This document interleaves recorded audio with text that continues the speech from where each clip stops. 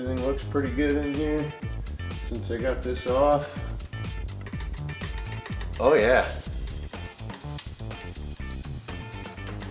Sounds like we need to do valve lash. The spec for intake is 3,000 7-inch to 5,000 7-inch. The exhaust is 6,000 7-inch to 8,000 7-inch. If you're not well versed in automotive, I can tell you, if you can hear it like that, that's probably pretty close to 10,000 7-inch. Hey everybody, thanks for coming to the channel. I'm MechGuyver. This is my current nightmare. This is a B20A5 out of this 3rd gen Prelude. Currently restoring this car. If you've seen the videos thus far, you know what's been going on with it, but if not, a little recap. Me and Stevelyn pulled the engine out of this car. The previous engine snapped a timing belt. I bought this engine shortly after I got this car, almost a decade ago, and I haven't done anything with it until now. If you watched the last video, you saw I did a compression test, both wet and dry. Got quite varied numbers, but considering I started using a drill and then went to my hand, smashed my hand, went to kicking with my foot after adding oil, it made a bit of difference kicking with my foot. I think this engine's fairly healthy. I've never pulled this valve cover ever. Again, I've had it for almost a decade. So we're going to open this up, see how bad it is inside. I do know there's oil in the engine, but let's see what happens here. Alright, let's pull these suckers off. And yes, this is how this engine came, with these nice and loose like this. And that's not even a 10? Oh jeez. Somebody put an Allen or a set screw in the middle here. I hate people sometimes. I'm all for creativeness. But come on, please use the same bolt on everything. Can I get lucky? Oh, talk about pure luck. I just grabbed a random one out of my drawer. Jeebus.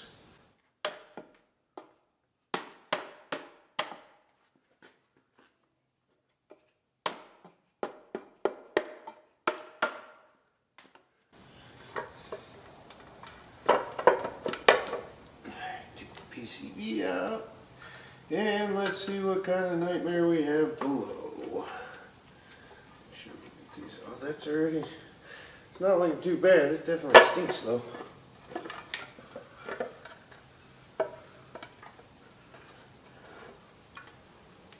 That actually looks mighty nice. Look at that, guys. And the cam looks good. It's not the greatest, but heck, I'll run it. It ain't like it's a race car or nothing. Heck yeah. Man, the belt's a little flimsy.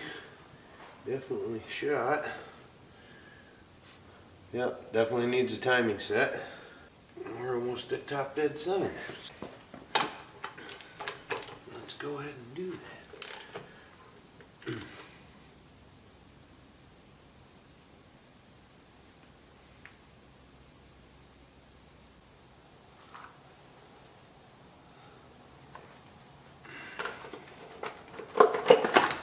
So this is 100% why I have this.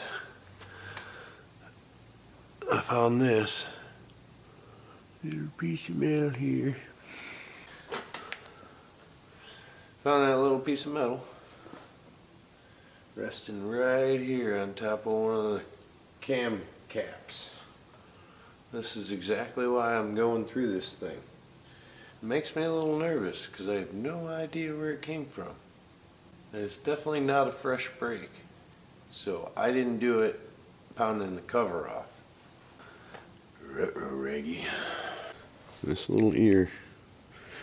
Right here, somebody busted off. That's what I found on top of the cam cap.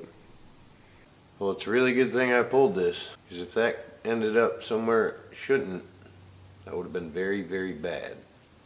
Other than that, everything looks pretty good in here since I got this off. Oh yeah. Sounds like we need to do valve lash. I feel like this is a little loose. Oh yeah, you should be able to hear that. It's a bit loose, especially after looking up the spec in my book. I have the repair manual for these cars. I try to keep an actual physical manual for all vehicles that I work on regularly. The spec for intake is 3,007" to 5,007". The exhaust is 6,007" to 8,007". If you're not well versed in automotive, I can tell you, if you can hear it like that, that's probably pretty close to 10,007". We're gonna stick this and find out. We have a 008, so 8,007" here. We're gonna try to sneak in. Oh yeah, it goes right in there. I feel like there's a decent amount of play still. Not much, but more than I would like. So we're going to take the minimum spec here, 006. We're going to try sliding that in. Oh yeah, that's more play than I'd like. Now let's check the intake side. Start with the middle of the spec. Since I didn't get 005 vent, we got 004. And switch sides here. Tuck it in. Moves a little bit. Check the other side. Oh, it moves quite a bit. That moves way more than it should, guys. Alright, yeah, this thing definitely needs some valve lash set. Oh yeah, there's my 005. If I can get this in from the side. Here. Whoa. Oh no. Oh yeah. It even moves with 005 in there. I mean, it should have a little bit of play, but that's just more than I like. I like to go to the bottom of the spec. That way, if I have very light drag, a little less than I probably should, it's okay. I'm still within the spec. I'll even try out the feeler gauge for the top end of the spec as well to make sure I'm still within range. Generally, it hasn't failed me yet. There's a couple times I made the mistake and was either too tight or too loose based on my judgment. Other than that, it's worked pretty well. So we're going to reset this valve lash real fast.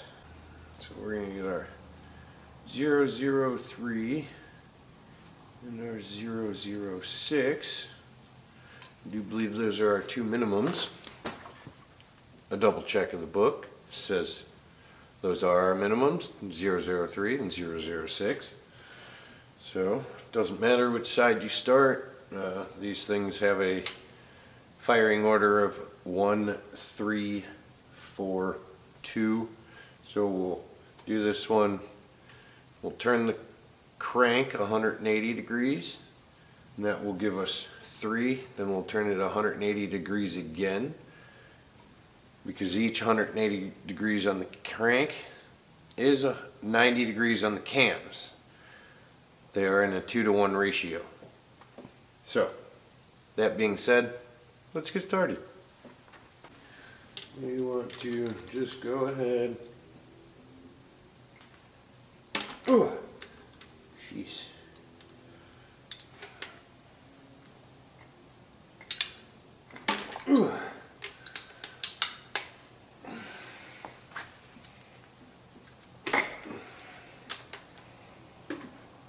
All right. intake first, I suppose. Assemble my custom specialized tool for this kind of job. Now you could either buy the fancy thing. I'm a fan of making things. So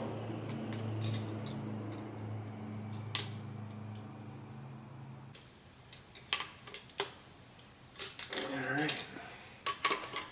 Now we don't want to tighten this up a whole bunch. Again, we want this thing to slide very, very little drag. I think I'm going to have to take my gloves off so I can get enough feel here.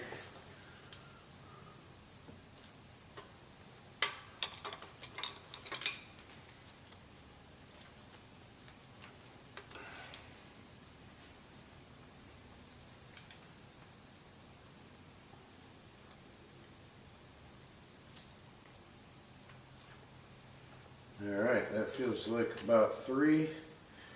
I'm going to do my absolute best not to move it.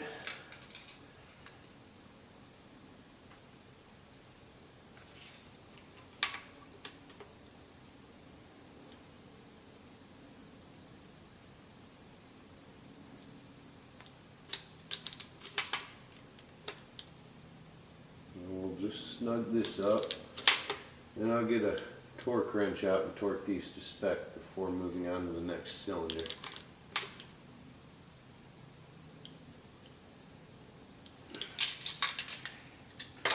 Always double check every one before moving to the next.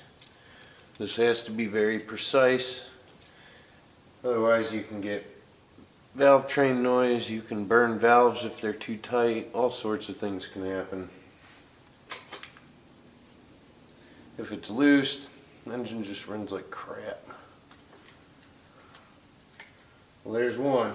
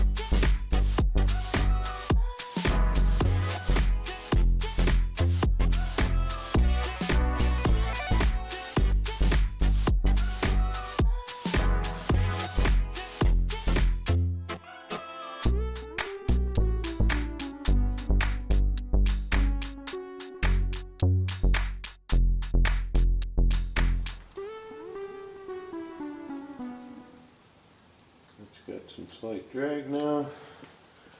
Alright. Well, that's cylinder 1 done. As I said, turn the crank over 180 degrees, then do cylinder 3, 180 degrees, cylinder 4, 180 degrees. cylinder 2. And then you've done all 4 cylinders. It's pretty easy. It's a little aggravating sometimes trying to finagle all the tools you gotta use. But that's how you set valve lash. Most engines, or most of these Honda engines anyways, are pretty well the same. They may look a little different in design, but you get a feeler gauge in between the valve and the rocker. Measure the gap there with your feeler gauge, and there you go. You're now setting valve lash. One of the most important parts of the job is to make absolutely sure you torque these to spec. On this particular engine, the spec is 20 foot-pounds, so we're going to torque these down on cylinder 1 before I move on to the rest of the cylinders.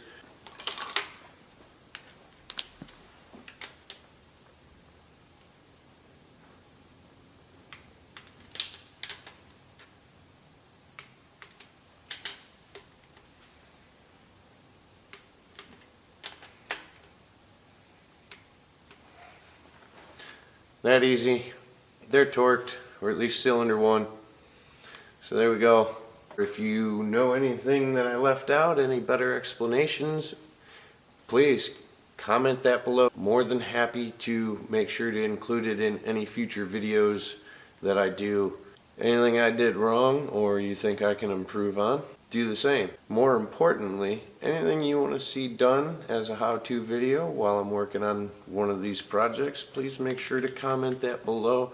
That way I know that you want to see that, and to provide you with some sort of guide or how-to on something you may not know how to do on your own Honda or whatever vehicle it may be, because a lot of things cross over from vehicle to vehicle.